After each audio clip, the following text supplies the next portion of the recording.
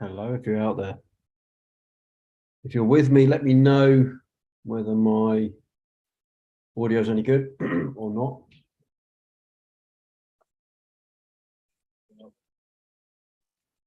With me, let me know. Let me turn that off.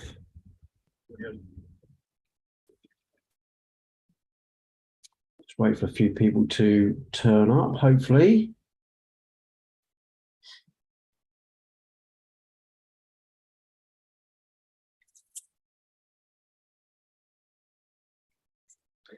I did join a little bit early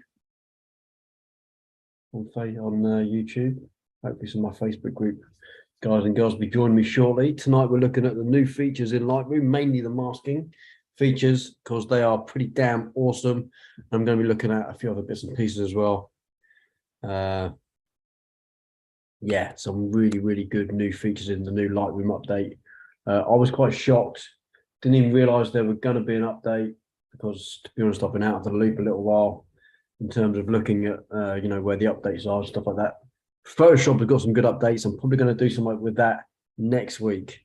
So stick around for that, because next week's episode will be quite good too. Hopefully I can go next week. Next week I've got a photo shoot early evening, but I should be home in time to do some bits and pieces with you guys and girls online. So as you join, please let me know you've joined, where you're from, if you're not from the UK. And if I don't know you, that'd be fantastic. I'm streaming via Zoom, so I can share my screen shortly. I'll be showing you bits and pieces in Lightroom. Let me just let my Facebook group know that I am currently live. Let's do this.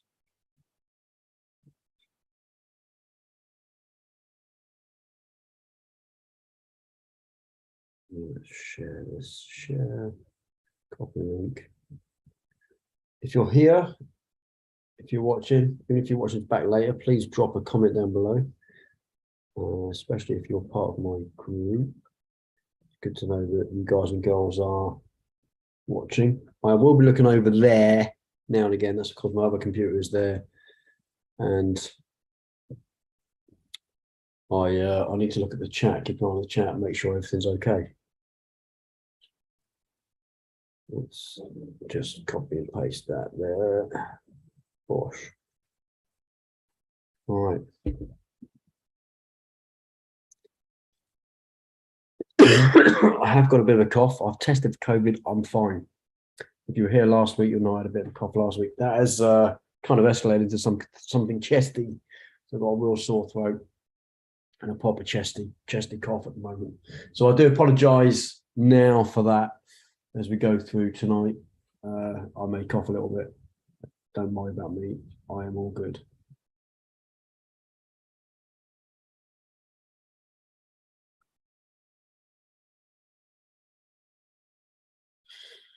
Let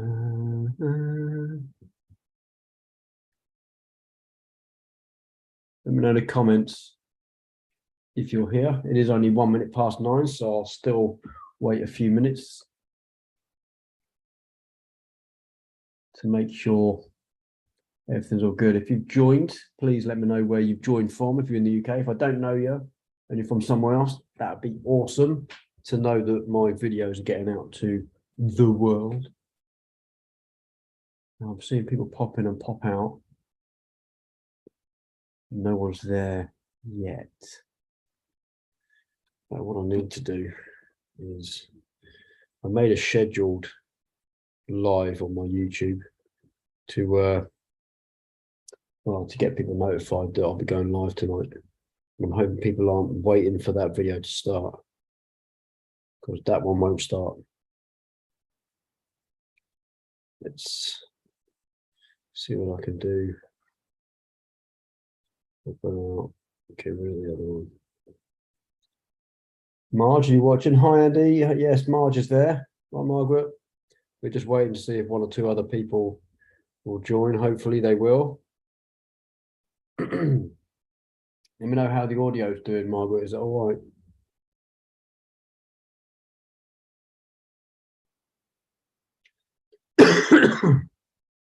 I've got a bit of a cough. but don't worry, everything is all good. Tested negative for COVID. Hi, Marge. Can you hear me, Marge? How's my audio? Is my audio any good? Okay, cool, brilliant. Okay, we'll get started in a minute. I'm just waiting for other potentials. Look.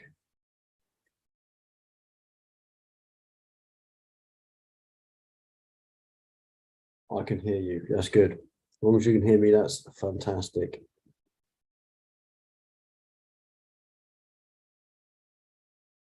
Okay.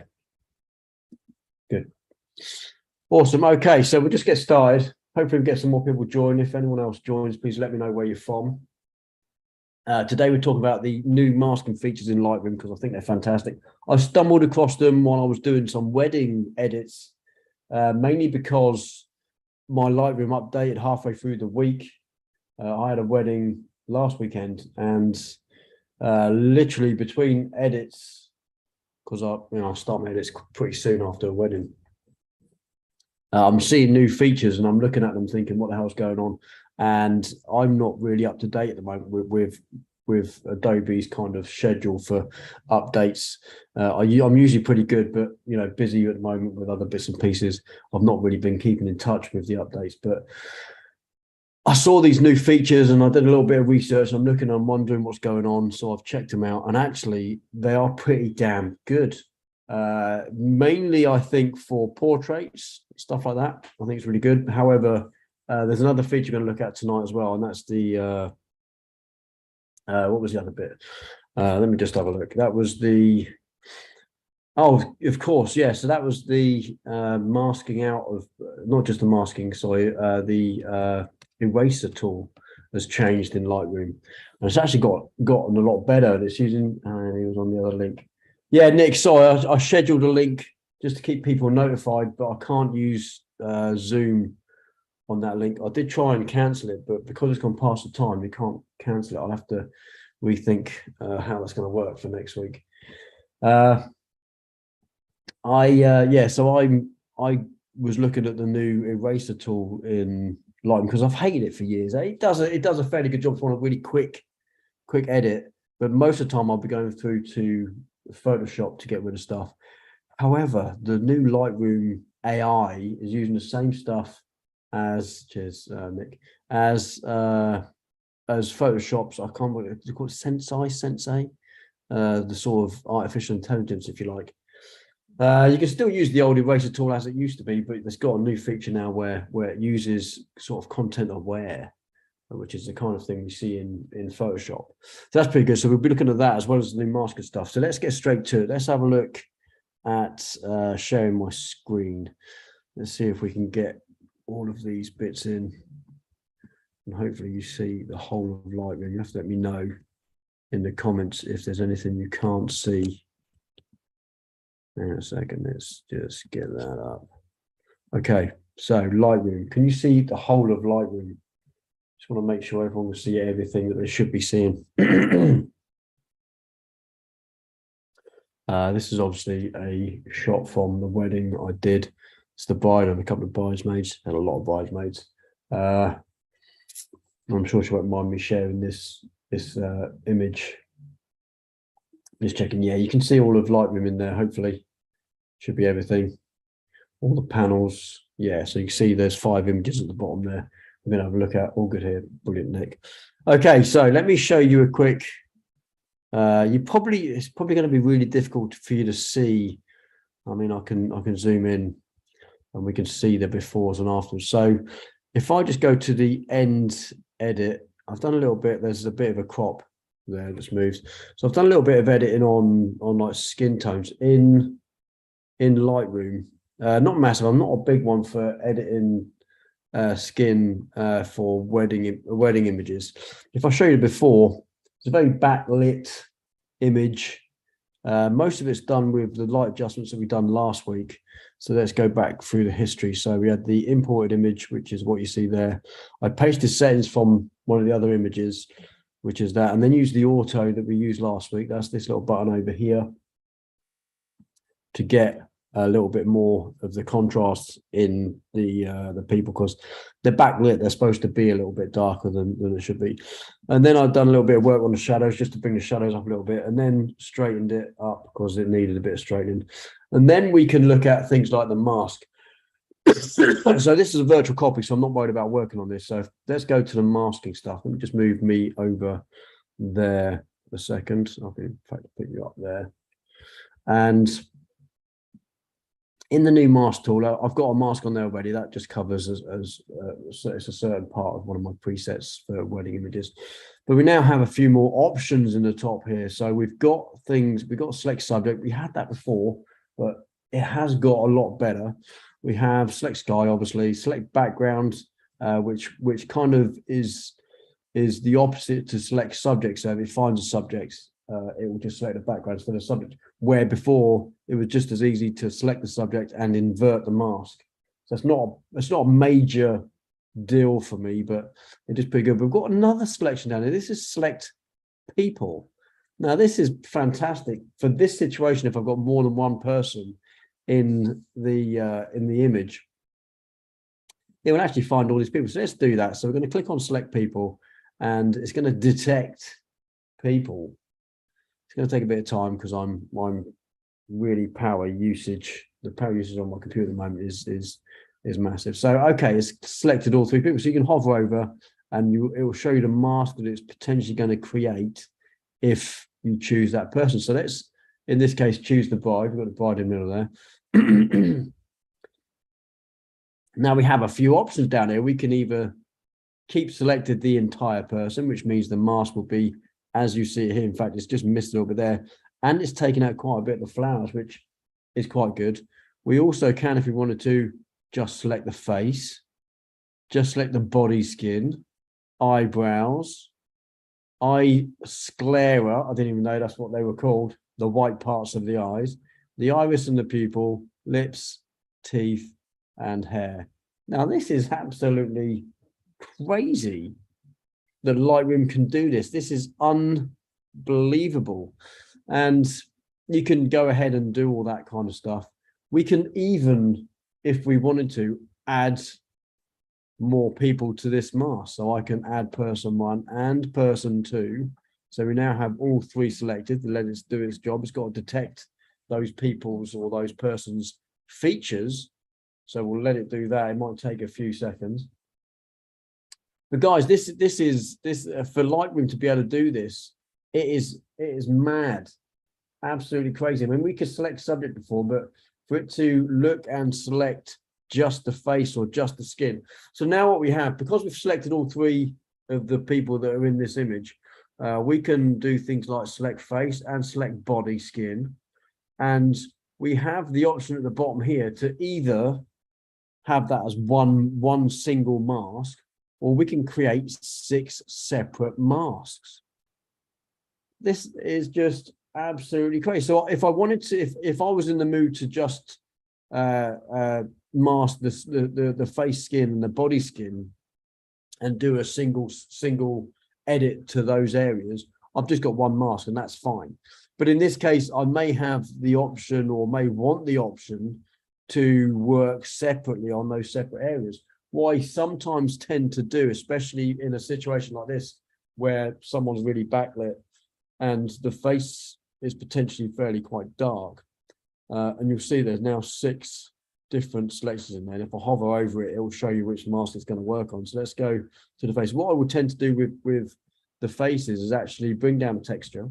So I'll bring the texture down just a little bit, maybe 20%. And then I will increase exposure just a touch. Sometimes I'll even just increase the shadows.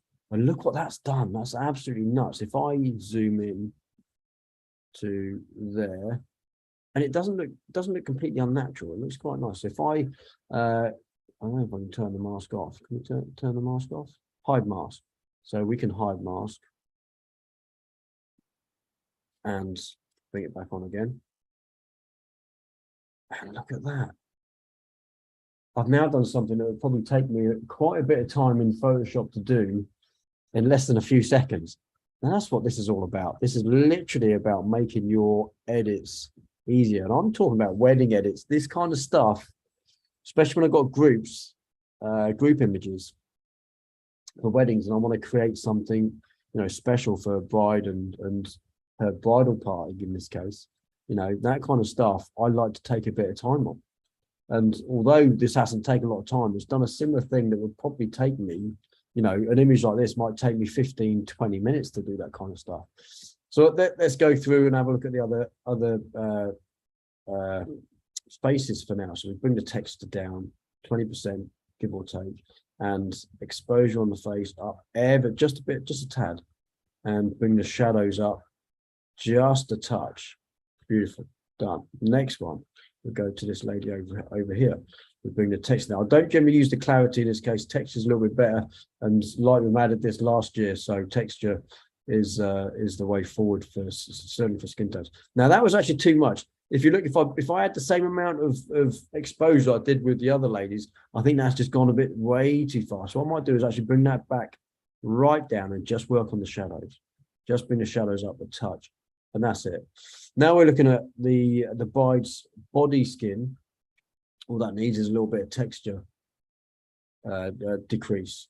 Same with the other one, and same with the other one. So just bring the texture down ever so slightly. And that's pretty much it. If I was particular, I could work on things like skin blemishes and stuff like that. But in these cases, I tend not to, because all the bridal party in this wedding had fantastic makeup. The bride especially was beautiful. The makeup was fantastic. Doesn't need any major work. And for me, this is just an absolute game changer, even more so than some of the other stuff I've talked about in the last few weeks with Lightroom. This has just made my edits lightning speed. I'm already halfway, 3/4 of the way through my entire edit for this wedding, because I haven't quite finished them yet. But normally I would be way behind that. And this kind of stuff is just making things a hell of a lot easier. I'm not even joking. So when we look at things like how can we apply this to potentially making edits in landscapes are easier. So we've got door down here, and we've got options for the objects. We've had objects before. The objects isn't a new thing, but the AI that it uses is. So we've got two options in here. We've got a mode where you can just paint around something with a brush, and you can make the brush bigger by using the bracket keys or using the size here. Or we can use a rectangular marquee tool. So if I potentially wanted to use this on the rocks, I think I might have just missed the top of the rocks just there, but we'll see. Oh no, it's selected anyway. That's actually made quite a good selection around the rocks. It's added some in the sea, only where the shadow and the rocks meet. It's a very dark image, and it's very dark in there, so it thinks that's pretty much thingy. But look around the edge of the rock. That is pretty darn good masking. I think it used to struggle with things like this. It really did. And the same if I wanted to. I mean, I can do anything with that mask now, so we can just bring up the shadows if I wanted to. Obviously, there's a fall off there I need to work on later. But let's have a look at the objects around. Let's use the like brush tool around a person. See how that does. And that's not too bad at all. Obviously, the feet are really dark. It's a very dark image. It was fairly early in the morning, so it hasn't done too well around the feet and the shadowy areas. But around the person and stuff, really good. By the way, guys and girls, I've got a bit of cough. Still from last week. It has escalated into more of a chesty thing. So if I cough, don't worry about me. It is not COVID. I have tested daily. So yeah, I am so excited about this kind of stuff. Let's have a look at another image. Let's go to something like this and see what we can do around. So we can select sky, select background. There's no person there, so can't we select background? But let's select sky. See how well that does around the roofs. Not too well around the roofs. The roofs of the houses quite thingy. In the buildings where they were quite dark, I'm just reading Nick's question. I've been using these masks on some deer photos I took. One almost feels like you're creating art from a simple image. So many variations. I know, absolutely fantastic. If you remember a few weeks ago, Nick, where we used the intersect, you can still use that with all these as well. You can add and subtract things multiple times. I can't remember what wedding image it was, but there was the bride and groom were actually at getting married, and the registrar was kind of right behind the bride. So when I did selections, it added her to the selections, but I just used the object brush to just, you know, to take her away, and it was instant. It was fantastic. The AI is really, really good. Not in this case for the sky. I don't know whether they've done anything to the sky selection algorithms, if you like. I'm not sure. So I'm not too keen on what it's done here. But I mean, we're talking about a nighttime shot, and everything's kind of the same luminance. So you know, the AI will use luminance of what it's looking at to see whether it needs to be part of selection. Not done a very good job there. Let's go to an event image I took, and we'll see what we can do with this is the eraser tool. Now we've got a few options here again. I think this middle one, there's 3 options there. So that looks like a clone stamp tool. I've not actually used that. I've been using this normal eraser, which actually uses content aware fill. So if I want to get rid of something like this, I can just do that, and it's going to do a very good job, I would hope, to get rid of it. Yeah, not bad at all. Let's go to this now. That looks like the old original getting rid of. Yeah, so this is the one where you let's change that same one. Let's go back. I want to do a new one. So let's go to this here. Get rid of this logo. We're going to change it to that. So this is the old one where you had to select another part of the image to replace it with, if you like.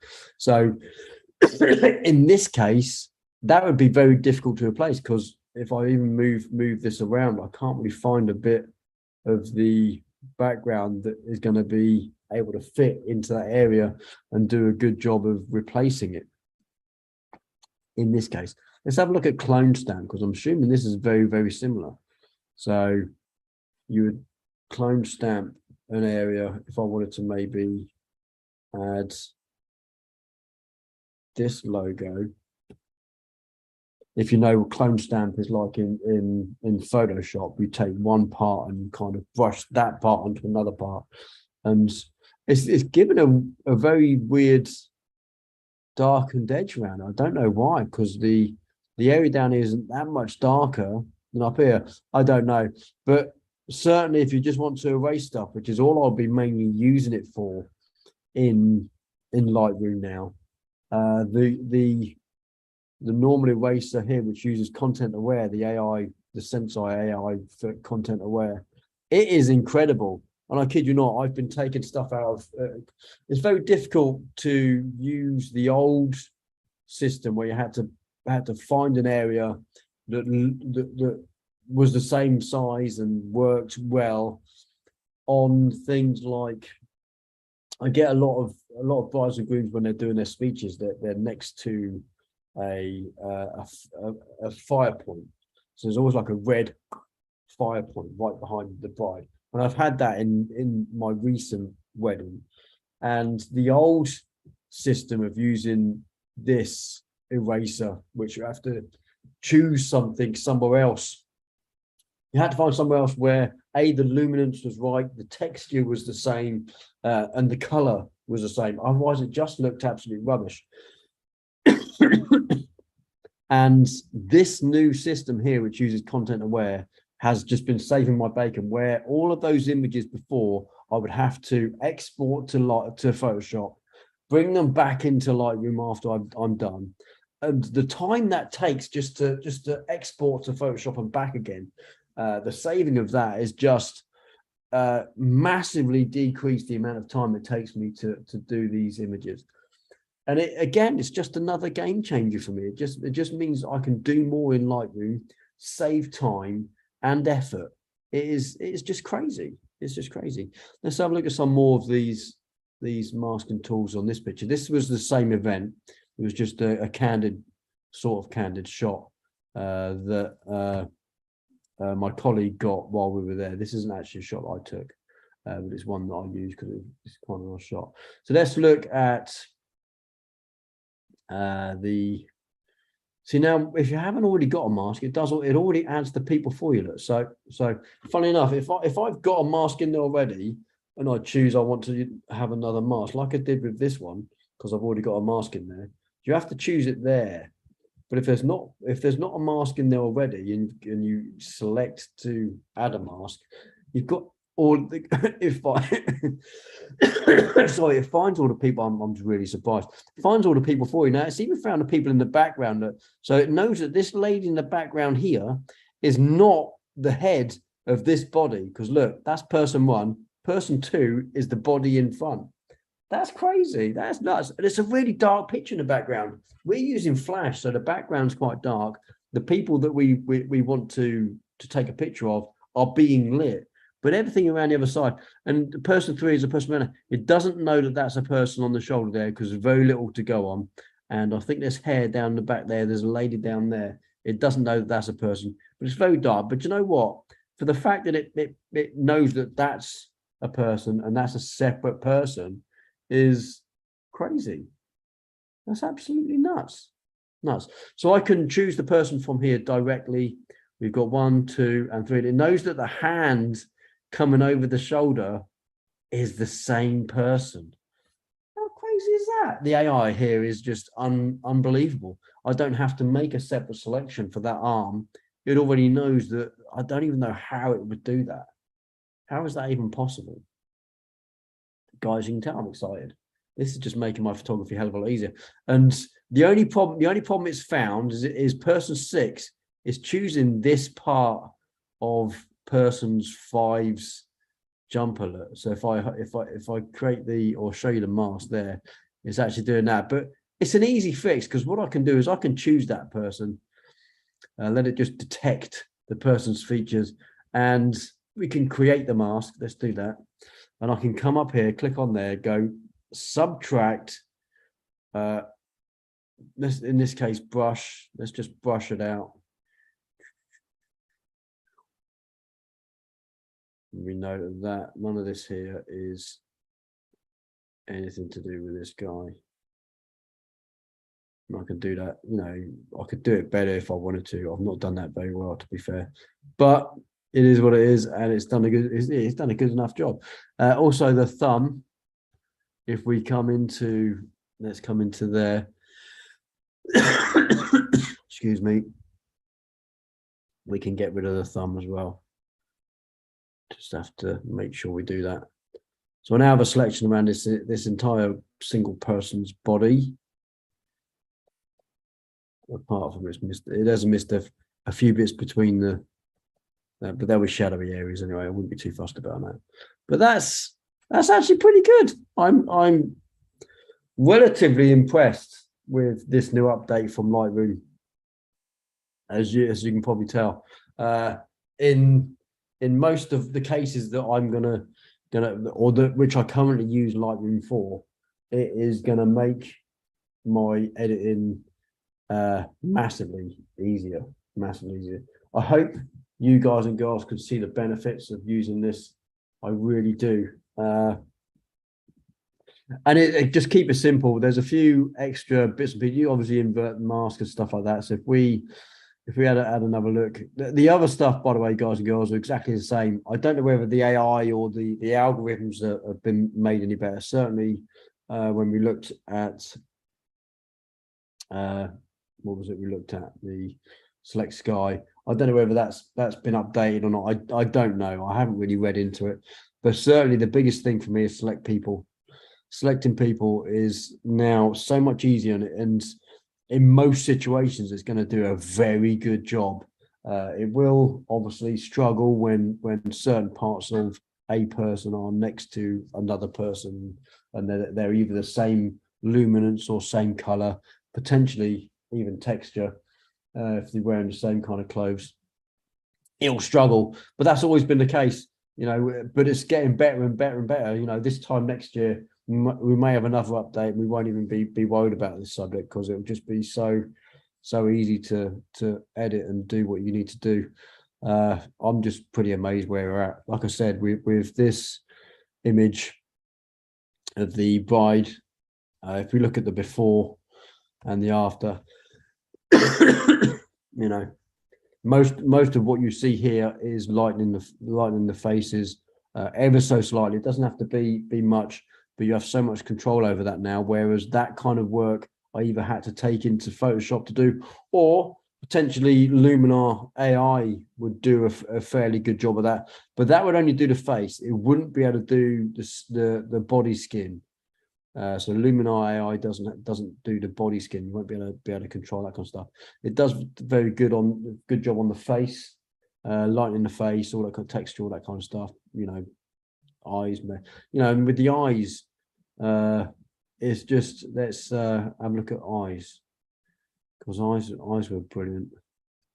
Let's zoom in to the bride's eyes, even teeth. You know, where before we used to go into Photoshop and make teeth whiter. Let's do this with this young lady here. So let's look at this lady, and it's going to detect her features. Teeth, boom. So we now have a mask for the teeth. Now, doing teeth was always fairly easy. I mean, we could just bring up the exposure to just a touch and bring down the yellow hue in the temperature. And the before and after is maybe a bit too much. We don't want them looking too blue. We just want to make them look slightly less yellow. And they're not that bad anyway. I'm not saying that they were bad in the first place, but you do often struggle. We used to have to paint a mask on here and, you know, do all this kind of stuff manually. Now we've done it in seconds. Let's go back to select people and third person. Of course, we've already done a lot of the stuff already. Let's go the whites of the eyes. Let's create that mask and just make that ever so slightly white. Maybe even in this case, bring up the temperature ever so slightly, so not so blue. You know, there's so much you can do really, really quickly. Let's have a look at the iris. They haven't got dark eyes in this photograph, I think. Yeah, so we need to find a photograph where we've got someone with maybe lighter eyes. And this gentleman in here, blue eyes of the gentleman in here. Let's have a look. Let's go. So people, it's going to have to detect it. I know it's detecting pretty good. Let's have a look at this guy's eyes. We'll do the whites of the eyes and the iris and pupil. So we've got two masks there. This one we've got the whites of the eyes. Let's bring them up ever so slightly, and they're a bit yellow already. Let's bring them up ever so slightly more, and then let's go to this one and let's see what we can do here. So we can play with the saturation. Doesn't really do a whole lot from this distance, but we can sharpen them a little bit. We can bring up the clarity, exposure ever so slightly, and make them a bit bluer. Look at that. So look at before and after. Well, it's different because the before in this picture, if you look at, I've done quite a bit of work with the white balance in this picture. The lights in this place were terrible. So, but yeah, the guy's eyes now a lot sharper compared to the other guys there. I mean, that's overboard. I would never do that. I'd never send this to a client. But this kind of control now is done in seconds, where that kind of stuff, you know, making those selections in Photoshop and masking those little areas out manually in Photoshop, that would have taken me 10, 15 minutes maybe. I don't know, maybe not so long, maybe 8 to 10 minutes. But now I've done it in seconds. It's just absolute. Again, I'm just going to say it's a game changer. So I hope you see the benefits, guys and girls. I'm going to actually leave it there. We've been on for half an hour now, and I can just go on and on and on and on and on with the same things. Have a play with those new features. Find a picture of someone, and just have a really good play. Object selection in some landscape shots is now a lot easier. You can do a lot more stuff with that, which is pretty good. But yeah, the most of the masking stuff I would suggest would be more beneficial to the portrait kind of side of things. But have a play. These things are just, I mean, I just don't need to use Photoshop. That exporting in and out of Photoshop that I do all the time on, you know, on big shoots like weddings where I'm editing 500 images. Imagine the amount of time this is saving me, over 500 to 700 images. It's just, yeah, I don't know what else to say. It's just that. So thank you very much for joining me again, those that joined me live. If you're watching this back later, the not live version, which will be up and running on YouTube tonight, I'd imagine, please whack a thumbs up. Please like, share, subscribe if you haven't done so already. Hit the notification bell so you get updates every time I upload a new video, or I'm trying to go live every Sunday. Hopefully I'll see some more people live. No questions tonight, but that's fine. I didn't expect too many questions. It's one of those that's going to be really quick, really informative, hopefully. And yeah, I'm really pleased with a new update. Cheers, Nick. Next week, I'm looking at doing the new update for Photoshop. So we're going to swap over from Lightroom to Photoshop next week, because they've done an update with that as well. And some of the stuff they brought out in the new update is pretty fantastic. The AI that we're seeing introduced into these kind of programs, I mean, we know that we've got a lot of AI stuff going on at the moment with photos and stuff like that, and you can generate AI art, but a lot of that kind of bits and pieces are filtering into programs like Photoshop and Lightroom. Their Sensei AI technology is coming along massively, so that they've really integrated that well with the app, and there's some really cool features that I think people are going to be pretty impressed with.